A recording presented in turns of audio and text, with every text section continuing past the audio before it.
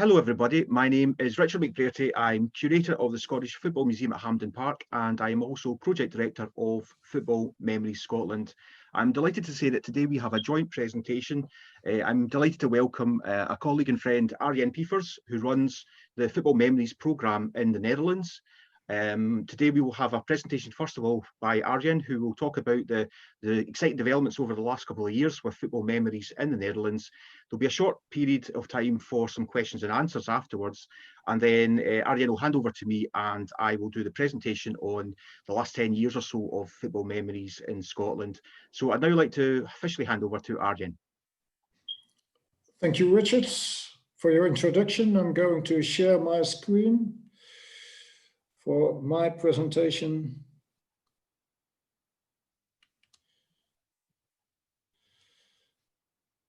There we go. There is some voiceover that I will introduce now. Enjoying football memories together. That's what it is all about. My name is Arjen Piefers and I'm going to introduce to you Football Memories in the Netherlands. Jimmy Calderwood is a former football pro. He played for clubs in England and the Netherlands. Then he became a football manager.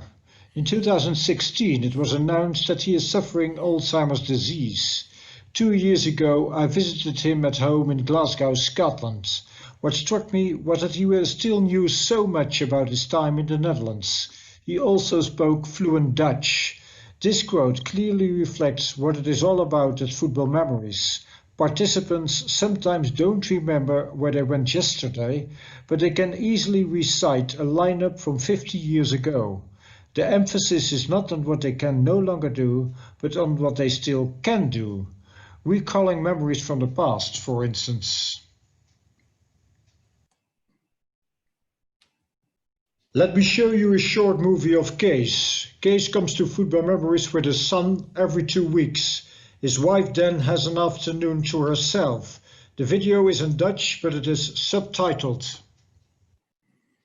Well, a video was intended here, but due to no video support, I had to kit this up into stills.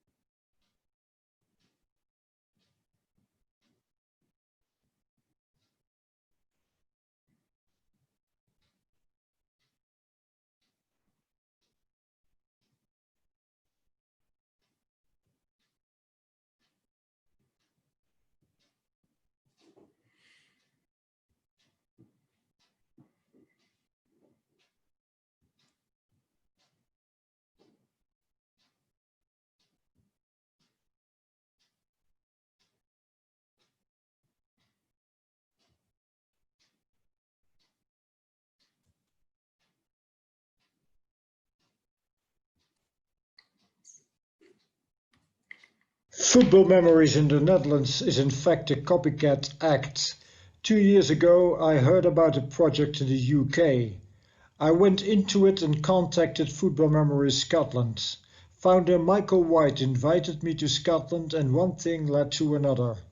I have now completed 3 field trips. I attended a meeting at Heart of Midlothian in Edinburgh, went to visit Football Memories Scotland at Hampden Park, Glasgow, and met those guys from Aberdeen FC at Pittodrie Stadium.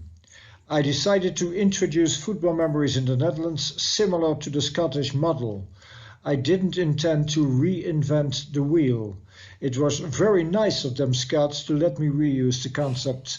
The photograph is of a Football Memories meeting in the Heart of Midlothian Club Museum at Tynecastle Park. You see elderly people enjoying football memories together.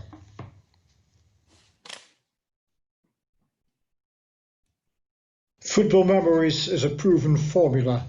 The elderly gather together at 2:30 in the afternoon. A meeting lasts about 19 minutes with a 15-minute break, exactly as long as a football match.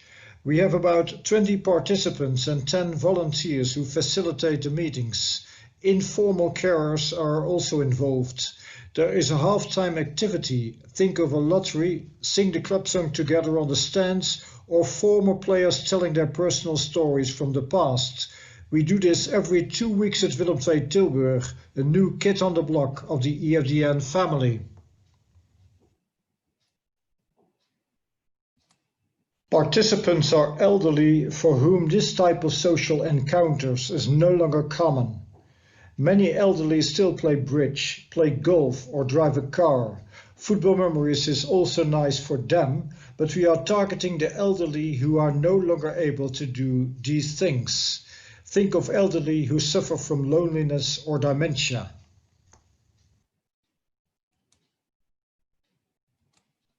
Volunteers are running the Football Memories meetings. We strive for 1 volunteer on every 2 participants. When dementia is common in a certain group, it will go towards one-on-one. Many former players are volunteering. They enjoy serving the club in this manner, and participants love their stories. Volunteers also come from the Walking Football Network. They all share the same passion for football and the past. If possible, you can involve the club historian.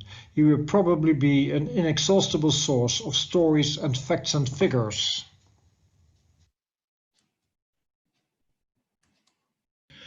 Informal carers often come with the participants. Without them, they feel insecure and uncomfortable. Be aware of what Football Memories means for informal carers. They see their husband or father suddenly brighten up as he gets worse every day at home. A really heartwarming experience.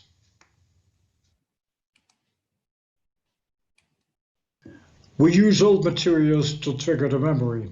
Think of player photos, scrapbooks, old programs, pennants, collectibles, but also retro footballs and used football boots. Player photos are very useful to start a conversation. We show a picture and then let them guess who it is. If it doesn't work out, we give cues.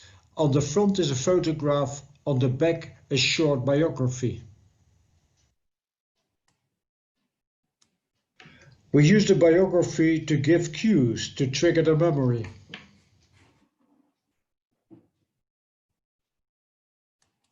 What do you actually need to start with Football Memories? Recruit participants, volunteers, collect memorabilia and arrange a venue. It is desirable to host Football Memories in the stadium. A club museum is the perfect venue. Football Memories already has quite a few supporters in the Netherlands. Our ambassador Foppe de Haan is a former Holland under-19 manager. We are also supported by the Eredivisie, which represents the Dutch Premier League, and a committee of recommendation is involved. Last but not least, we were awarded a Social Work Dementia Prize for a non-social work initiative. Due to COVID, the group meetings have been suspended since March. We try to keep in touch with the participants in various ways. Our volunteers regularly call them. We send postcards, we hand over goodie bags, we introduce Football Memories at home on our website, and we send a monthly newsletter. But above all, we truly hope that you can resume the group meetings sooner or later. Thinking of how to resume the group meetings somehow, we think of a COVID-proof setting. Maybe smaller groups are involved, maybe shorter 1-hour spells without a break, maybe meeting less frequently, maybe just once a month. We are also considering a centrally led program, which however would be less interactive. Willem II was the first Dutch club that started with football memories. FC Utrecht embraced the past with Tikkie Terug, and Vitesse and ADO Den Haag also had their share in football memories. Other clubs are making plans to start once COVID is over. Eredivisie clubs, but also second-tier clubs. Even non-league clubs are preparing. Unlike in Scotland, Football Memories in the Netherlands is only at the beginning.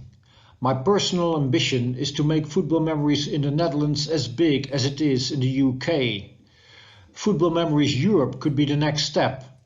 Let me step aside and invite Richard McBrady from Football Memories Scotland to share how the programme is developing over there. Thank you for your attention. So, thank you for your attention. Any questions for now?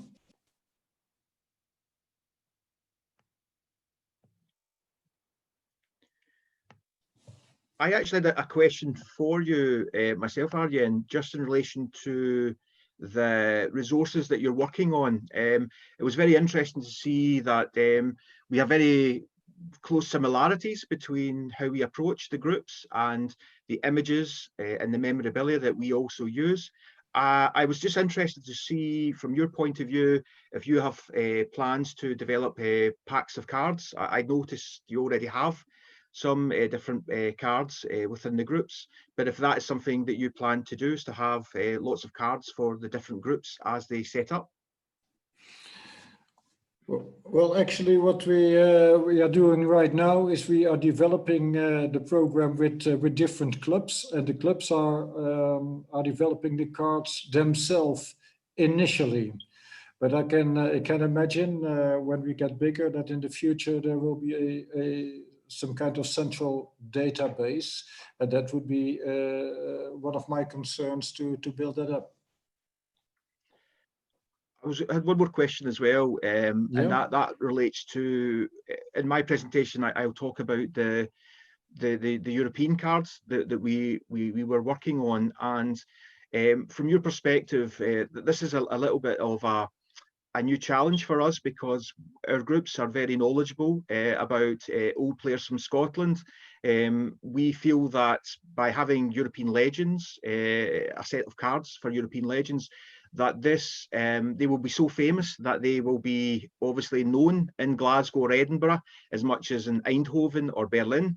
But do you think this would be something that would add value to your project if we could look to share that type of resource, looking at international legends across Europe? Yeah, I think so, because football is not only stick to the club. Most supporters do also fancy their national teams. So Memories also are involved with the national team. So I think it's a great idea to come up with European legends.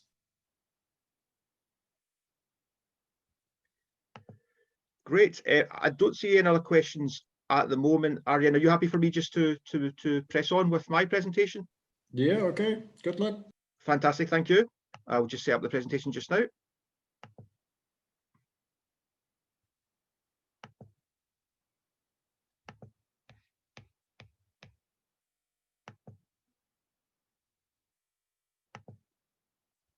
In June 2019, Football Memories Scotland celebrated its 10th anniversary.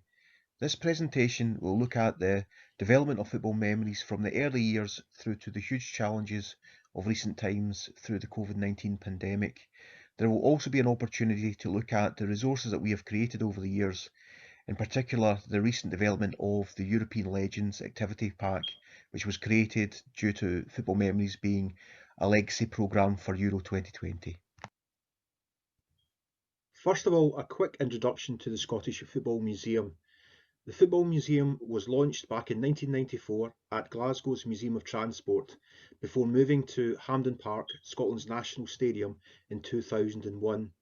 The Scottish Football Museum is Europe's oldest national football museum and reflects the central place of association football within Scottish popular culture since the late Victorian era. At Hampden Park, we care for a national football collection for Scotland. The objects of the Scottish Football Museum now extend to over 46,000 individual objects. The collections are recognised as being nationally significant by the Scottish Government. Perhaps the most famous and most iconic object in our collection is the original Scottish Cup, which is the oldest national football trophy in the world. The archives of the Scottish Football Museum are substantial in size, with over 1 million individual documents estimated to be in the care of our collection.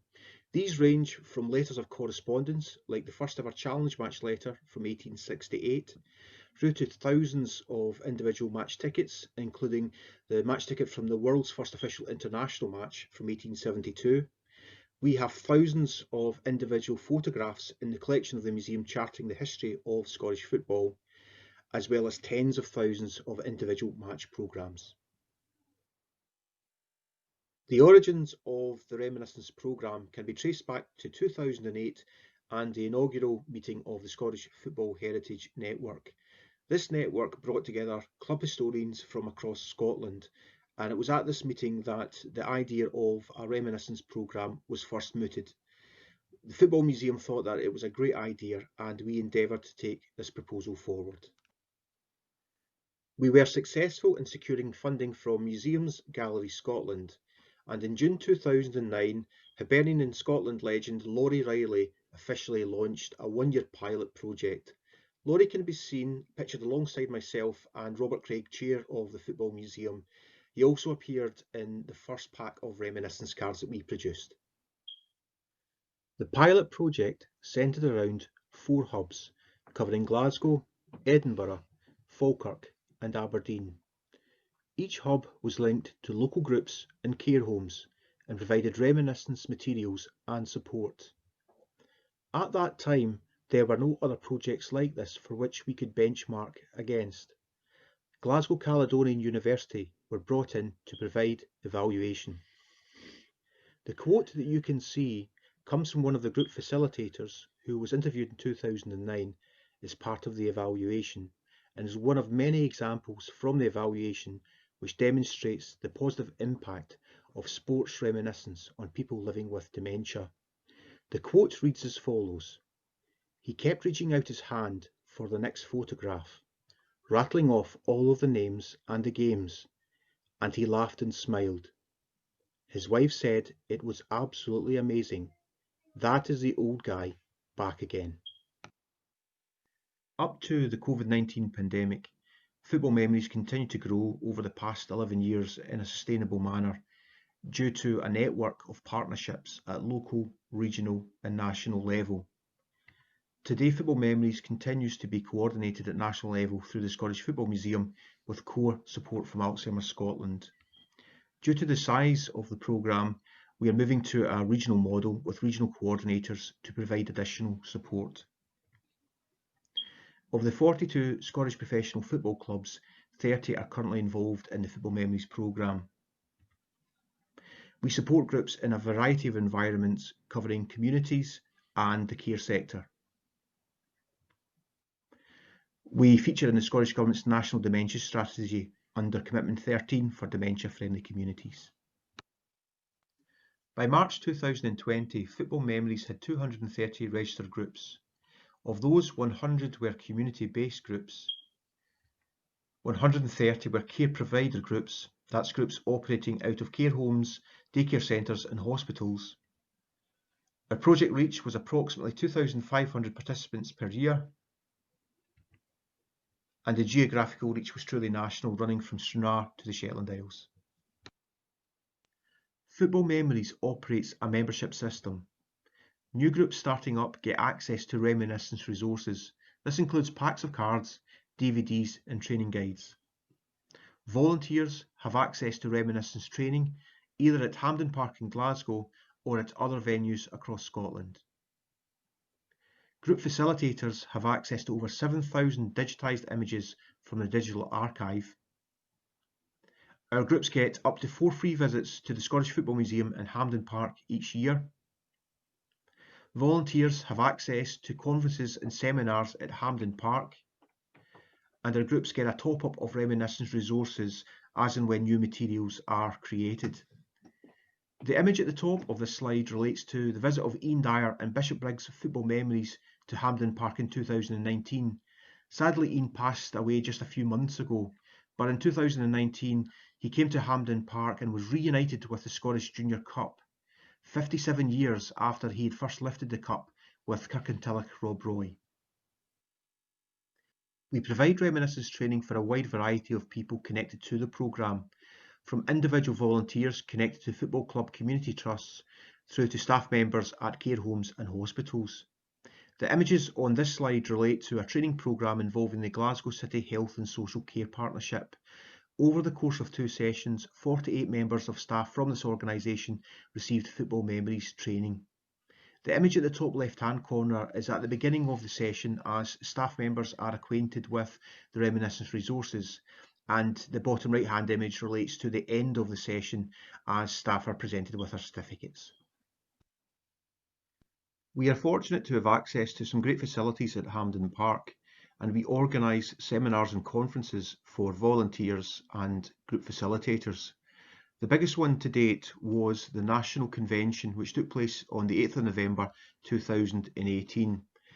We welcomed 180 registered delegates from across Scotland to this convention. There were 12 different presentations. We also had workshops and discussion groups. The whole day was a fantastic networking opportunity for all of the people involved, and it was also an opportunity to provide some additional resources. The Scottish FA has been hugely supportive of the Football Memories programme since the early years, and in 2015 they secured funding from UEFA to support Football Memories groups at senior football grounds across Scotland. The Football Museum was able to access our archives to create special packs of cards for each of the participating clubs. I will now introduce some of the reminiscence resources which are available to participating groups in the Football Memories programme. The image in the top right hand corner of this slide is a typical starter pack for a new group and includes 3 packs of reminiscence cards, 2 DVDs which are made up of film clips from our collections, as well as a training guide. Our digital archive has over 7,000 images available for group facilitators. This enables facilitators to personalise reminiscence for individuals in each group. For example, if one individual in a group has an interest for Jorn Sorensen, the Danish international striker who played for Greenock Morton and Rangers during the 1960s, the facilitator just needs to access the digital archive, search for Jorn Sorensen, locate his image, and it is ready to print off for the next reminiscence session. The Scottish Government have been very supportive of the Football Memories programme, and in March 2018 they provided funding to support the launch of the Memory Box project. This project lasted 1 year and created 50 memory boxes for groups across Scotland. The image in the bottom left hand corner shows the content from one of our boxes. The map of Scotland on the right hand side shows the distribution of the 50 boxes to different parts of Scotland. This project was very successful and we have continued to roll out memory boxes, and by March 2020 had created 76 boxes. This slide provides a list of objects which appear in our memory boxes. A pack of laminated images from our archives are also supplied as they link into each of the objects in the box. Some of the objects can be picked up and viewed, for example the old football with the laces, whilst other objects like carbolic soap and the liniment oil scent cube can be sniffed and bring back evocative memories of games from many years ago. In 2017, Museums Gallery Scotland funded a project called The Game We Used to Play. In this project, we interviewed 36 participants in groups across Scotland, and their memories went into the museum's oral history archive. 14 of these memories featured at the heart of an exhibition within Hampden Park, and we provided a range of objects and archives to complement each of the memories within the exhibition. Over the years, we have created a wide range of partnerships, and this has led to some innovative funding campaigns. Probably the most memorable one was in 2013, when we partnered up with Anne Hill to raise funds for Alzheimer's Scotland and the Football Memories project. Anne contacted quilting fraternities from across the UK and even as far away as Annapolis in the USA. 3,000 quilts were donated to the funding project, and you can see the quilts laid out on the Hampden Park pitch. All of these quilts were later sold, with many thousands of pounds raised, which went towards Football Memories and other dementia-related projects. Another memorable funding campaign came in 2017 when Jim McIntosh, the poet-in-residence at St Johnstone Football Club, along with other like-minded poets, created a book of football poetry called Mind the Time. This book not only raised funds for Football Memories, but was a fantastic vehicle for promoting the project across Scotland. Football Memories Scotland is a game leader organisation with a new national association called Scottish Para-Football.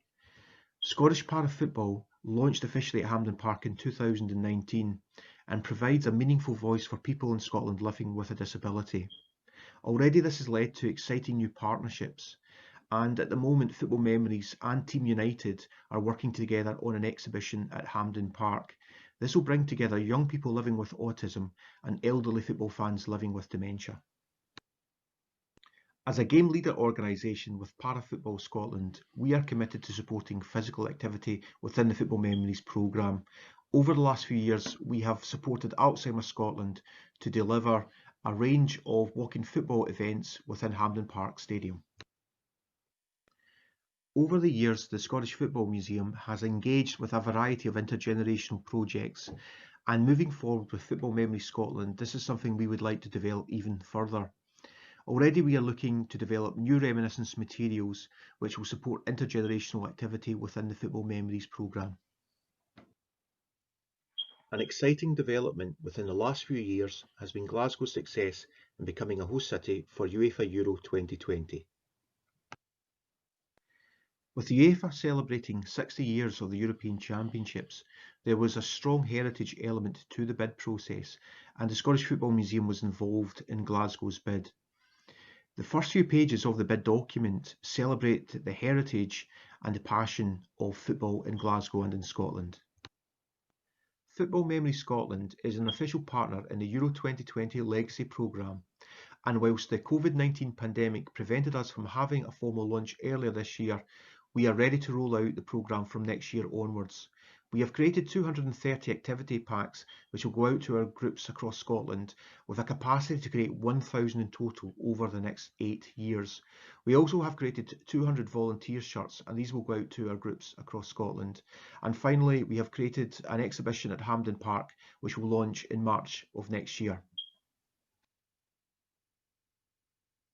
The European Legends activity packs are an exciting new development within the Football Memories programme. Within each pack you receive a reminiscence and activity guide with some basic tips on how best to use the cards, a double-sided playing mat which can be laid out on a table, a pack of 60 A5 sized reminiscence cards which are divided up into categories by colour so that you can easily search for goalkeepers, defenders, midfielders, forwards and managers. Finally, we also provide stands so that the cards can be positioned upright for some of the activities. A large image of each international legend features on one side of the cards. On the reverse side, we provide important information which can be used for the various activities. For some of the players, we recognise that they have played in more than one position over the course of their career.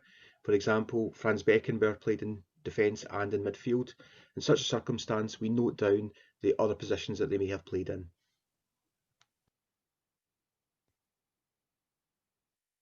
One side of the playing mat features the Hall of Fame activity. Groups can debate and vote on their favourite goalkeeper, defender, midfielder, forward and manager. This game can also be played online by visiting the Scottish FA's Euro 2020 website. On the other side of the playing mat, we have half a football field, and this is used for the Dream Team activity, where groups can vote on their favourite 11 players, depending on the formation that they decide on. The COVID-19 pandemic had a profound effect on the Football Memories programme, with the closure of all groups during March 2020. In reaction to this, we moved to digital platforms and started to create 2 weekly reminiscence publications, the Football Special and the Pictorial Souvenir. On this slide you can see an example of the Pictorial Souvenir, which was issued each Thursday.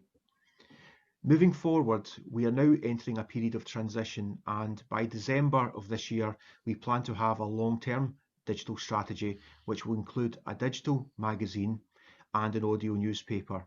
Both of these resources will be issued on a weekly basis. This slide provides an example of the Football Special, a reminiscence publication which we published each week on a Monday evening. Feedback from group volunteers and from Alzheimer's Scotland staff were very positive with respect to these publications, and moving forward we will be looking to use our archives on a long-term basis to support such publications. Even though the pandemic stopped groups from meeting up, a network of volunteers and Alzheimer's Scotland staff continue to provide amazing support for elderly people isolated at home. This includes football club community trusts who went out to visit members of their groups, providing reminiscence resources. Alzheimer's Scotland staff who delivered reminiscence resources to individual households and published the Football Memories publications online. And there were even fundraising events, for example with Newmarket United Juniors, who raised £2,000, which was split between the Access Centre and the Football Memories Scotland project locally up in Aberdeenshire. Another example of the type of support that we have received over the last few months comes from the Falkirk Herald. This newspaper included the Football Special in print format on a weekly basis, which will have supported lots of elderly people in the local area living in social isolation. Thank you for taking the time to listen to this presentation. The last 6 months or so have been hugely challenging for the Football Memories programme in Scotland, as indeed it has in general for football across Europe. We take some strength, however, from the knowledge that we have a very strong grassroots base with volunteers and group facilitators who are all eager to help support the programme and get it back up and running again. And we look forward to the day, hopefully in the not too distant future, when our groups can meet up once more. Okay, thank you very much. I think there's a question. I'm just going to have a look and see. No, there's no questions at the moment. I was going to just very quickly mention the European Legends resource, because this is something that is very new. It's only just earlier this year that we had it created, and from that perspective, it's a kind of new ground for us. I'd mentioned 2 of the examples of how the cards can be used, the Dream Team format and also the Hall of Fame. There's a couple I didn't really mention. They are designed that they can be simple quizzes can be used with the cards as well. And in the guide that accompanies the activity pack, we actually give some tips about how what kind of quizzes to use. One important thing when it comes to quizzes and people living with dementia is you never want to put a person living with dementia under pressure. So it's got to be a fun activity where you can have someone maybe as a buddy sitting in a quiz alongside them to kind of provide some support, and it should be a fun activity. So that's one. The other one I think is quite a good one, because this will bring an intergenerational work, and we're very keen on this. And we call it international kind of challenge, I suppose. And what it is you have statistics on the cards, like the number of Ballon d'Ors that the individuals won, the number of goals they've scored, or the number of clean sheets. And in the UK, we refer to the game as top trumps. But basically, you have a pack, you divide the cards up between 2, 3, or 4 players, and you then the person whose turn it is to play a move then looks at the player that he has, and then decides what the best option is. And if it's the number of Ballon d'Ors, then that's what you say out, and the other participants then have to show their cards. and if you have the most Ballon d'Ors, then you win the cards, and the game goes on in that way. So we found it quite interesting. Just very quickly, my daughter, youngest daughter, is only 8 years old. She doesn't like football. I don't know why, but she doesn't really get football at the moment. Her older daughter does, but the younger one doesn't. But we sat down and we tried the cards out and had a game of this kind of international legends top trumps game. And it was incredible. She really enjoyed the game. She started to work out that Platini and players like that were really important cards to have because of the number of Ballon d'Ors that they'd won, and started to work out a strategy for the game. But what that made me think about was the ability of the cards to bring together younger people and older people as part of that. I think I'm just checking to see if there's a question here. Oh, it's just a kind of little note from someone about the project itself. That was the one thing I wanted to reintroduce, though, was the issue of the international legends cards, because when we were talking to UEFA about the cards, we could see the value that these cards could have to a Scottish audience, to people of a certain age, whether living with dementia or just football fans of a certain age who wanted to participate in our groups. And our feeling was that if it works in Edinburgh and in Glasgow, then it will work in other parts of Europe. If you have players who were of the high standard within the European game from the period in question. And what we would like to see with these cards is that they are now being rolled out across Scotland, certainly, but we would like to have potentially a conversation with UEFA to see if an extension could happen for the cards to be offered out to the national associations and clubs across Europe, if it's of interest to them, because it's very simple. That the format, the design's already there. All we really need to do is to change the language for each of the cards and the logos at the bottom to personalise them for each country and each participating group. And that's something that would be quite straightforward to do. So that's where we are at the moment with the programme. I don't know if you've got any questions, Arjen, yourself? Maybe I can stick to that question in the chat. One thing that we encounter is how to get in touch with the right parties to start a Football Memories project. It's always a challenge to find the right parties involved, because it's always a local implementation. And in every local situation, there are other parties involved. So we have to find out the right one to get them with us. I'm looking forward to the Euro Legends project, Richard. I already tried to configure a dream team, and I think my own memories go back to the likes of Johan Cruyff and Willem van Hanegem. I think both are involved, and Anthony Panenka will be involved, and maybe I will consider Archie Gemmill. Oh, fantastic. That was one of the things, a little bit of Scottish bias. We had to look at 60 European legends, and obviously you look at countries like Germany, Netherlands, England, Spain, and there were quite a lot of obvious candidates. We managed for our pack of cards to squeeze in 2 Scottish players, Dennis Law, who did win a Ballon d'Or as a Manchester United player, and we were looking at fullbacks as well, and we were at the time 1 short for a right back. We have 5 player positions, 5 cards for each player position, so 5 goalkeepers, 5 right backs, 5 left backs, just to try and get to the 60. So it's 55 cards for players, and then 5 cards for managers, and that gets us to 60. But we were 1 short, and then looking at the various players, we put in Danny McGrain because we thought he was an excellent fullback as well for Celtic and for Scotland.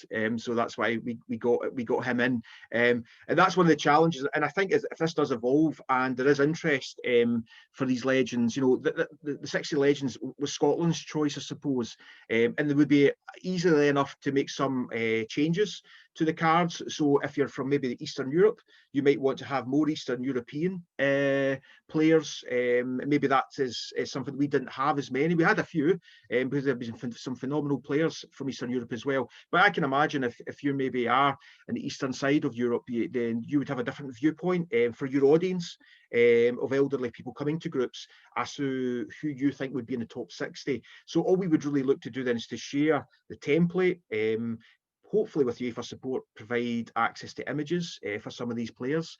And it'd be wonderful to see how this would roll out if it does. So we're quite excited by it. I've just put in, and Arjen as well has put in our contact details, and apologies, I should have done this earlier on. If anybody does have any questions at a later date for Arjen or for myself, on the chat box you'll see contact details for both of us, and we would be obviously delighted to chat more or to discuss more about the work that we're going on. It's not easy, obviously, in a short presentation to cover everything.